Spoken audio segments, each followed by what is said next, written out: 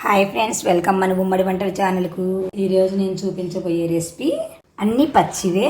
కొబ్బరి పచ్చిది వేయించకుండా పుదీనా, పచ్చిమిర్చి వీటితో పచ్చడి చేసి చూపిస్తానండి.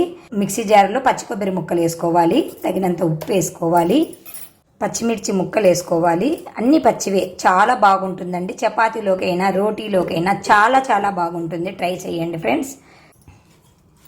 అన్నీ పచ్చి వేసేసి మిక్సీ పట్టేసుకోవడం చాలా సింపుల్, చాలా ఈజీ. కొద్దిగా జీలకర్ర, కొద్దిగా వాటర్ వేసుకొని మిక్సీకి పట్టుకోవాలి. ఈ పచ్చడి చాలా టేస్టీగా ఉంటుందండి. మీరు కూడా ట్రై చేయండి. చపాతీలోకి రోటీలోకి చాలా చాలా టేస్టీగా ఉంటుంది. కొద్దిగా ఆయిల్ వేసుకొని వేడి పెట్టుకున్నాను. ఇందులో పోపు వేసుకుంటున్నాను.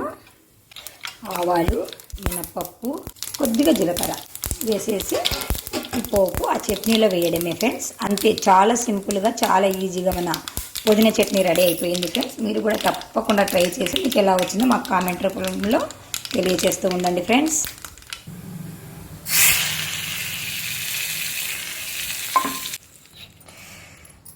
అంతే ఫ్రెండ్స్, చాలా సింపుల్గా చాలా ఈజీగా మనము పుదీనా పచ్చడి తయారు చేసుకున్నాం ఫ్రెండ్స్.